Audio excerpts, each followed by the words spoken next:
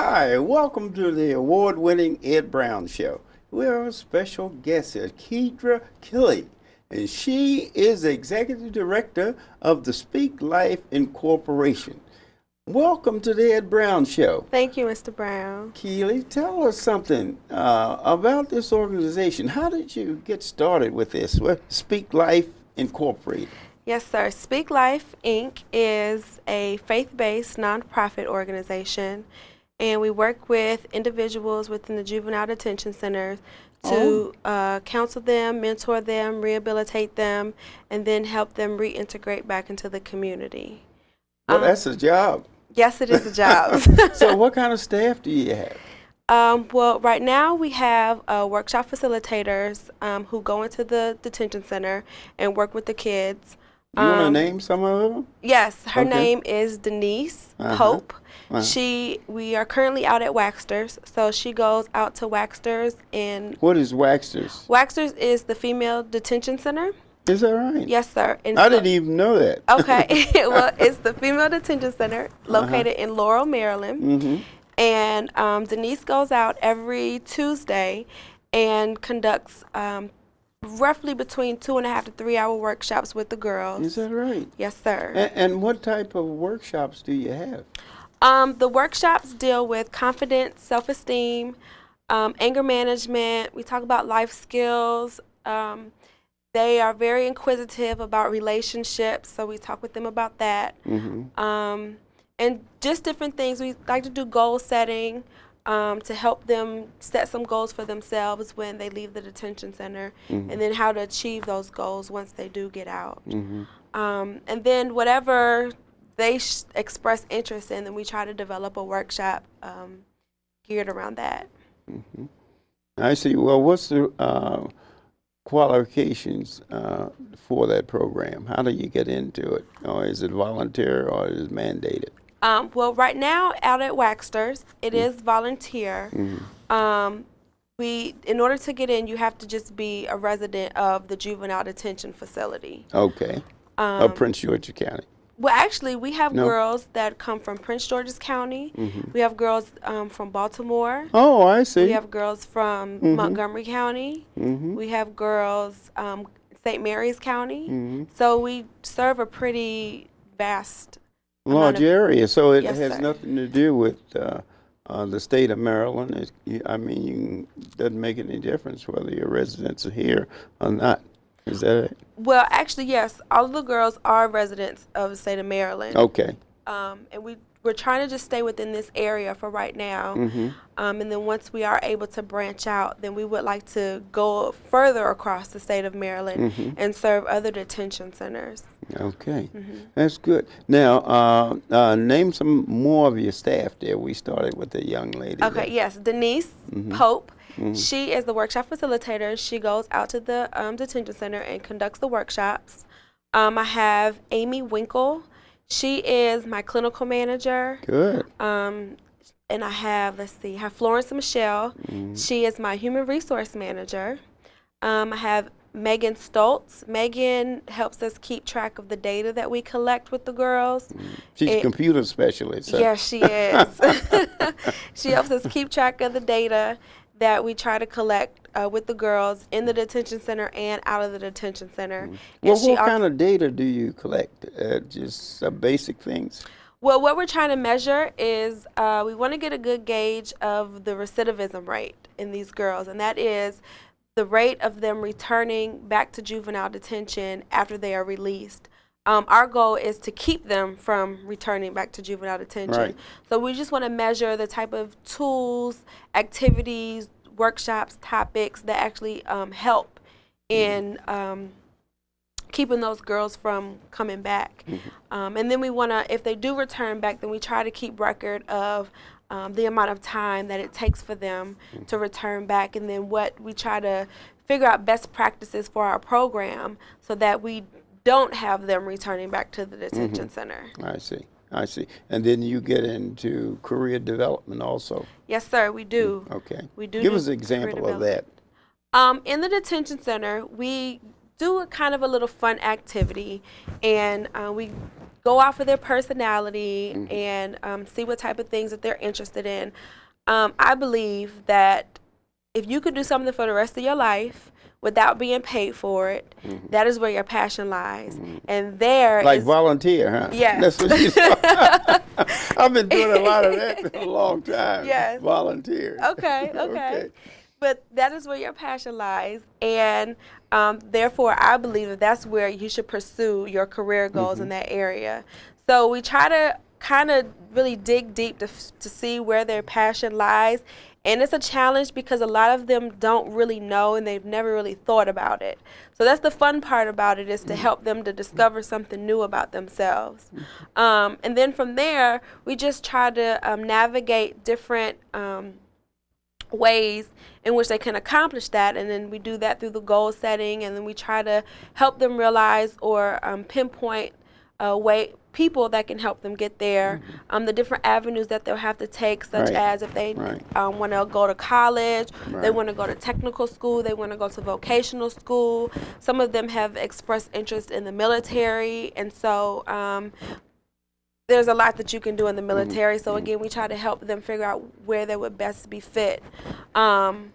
And we would like to, when they get out into our reentry program, one thing that we would like to start doing is taking them on college visits. Yes, that's that was, you read my mind. I was going to ask you about your connection with the various local colleges as far as determining and preparing them for a career. Well, right now we're in the process of putting together that actual aspect of our program. Right now we only have about 5 girls that are out of detention that we are still working with.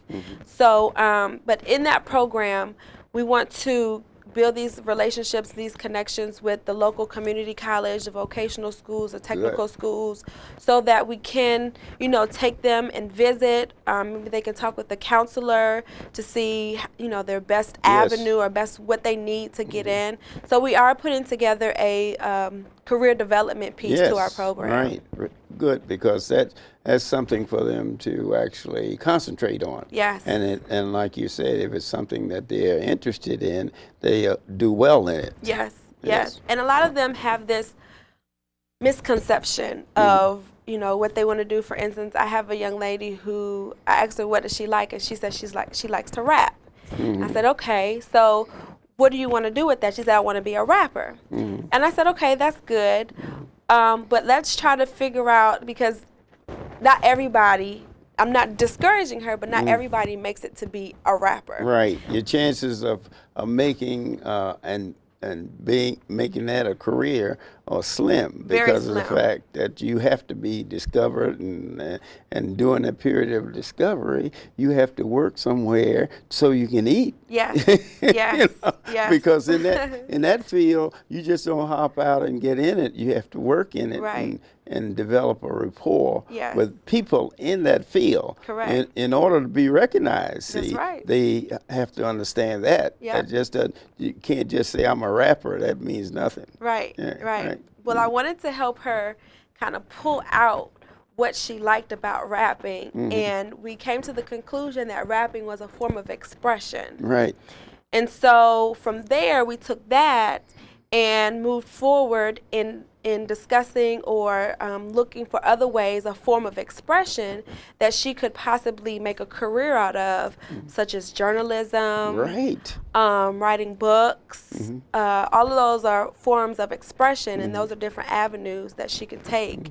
If the rapping doesn't and then the idea is getting her involved in working in communication, like in the studio, giving time, because what we have the same program here. Youngsters that are majoring in communication, they can come in the studio and work in the control room, work the cameras and things of that nature. Then they're into that environment, and then they can see, hey, well, I thought this was people. This is tough, you know what I mean? Right. You got to be ready, you got to do this, and they really find out what the requirements are. Right. It's all about exposure. Right. We want to expose them to the what they probably wouldn't normally see or normally think that they could achieve, just being in from where they come from. So how did you get involved with this? What made you say, "Hey, I want to help someone"? You know, the world is so,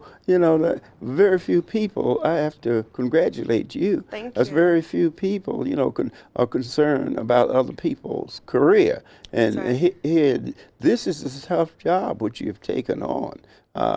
Trying to rehabilitate people that don't understand, have been exposed to the real world as far as qualification of career position. Right. Well, actually, we work to do a little bit more than just career. We want to change the lifestyle A lifestyle. of these individuals that come through our program. And how I got started in that is that when I was in college, I really did not know what I wanted to do.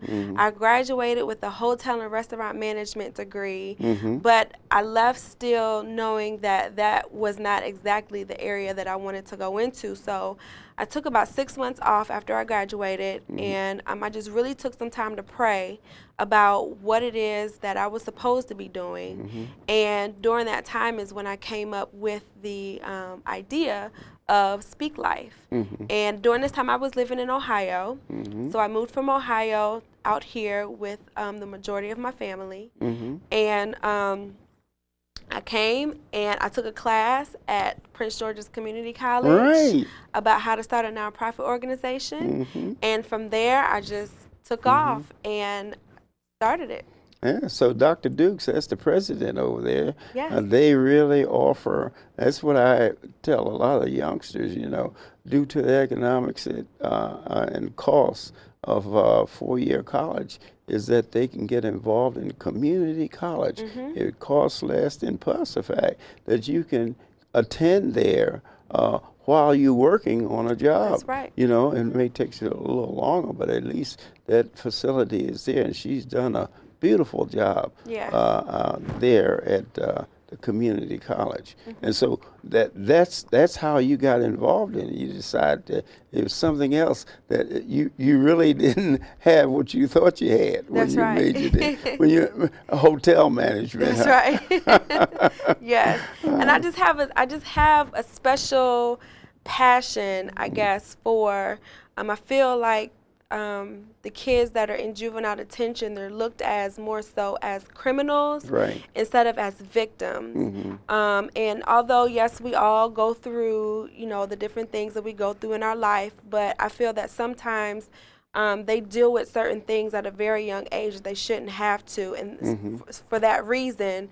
they go and commit crimes or get themselves in trouble that lead to committing crimes, and then then they get stuck in the system.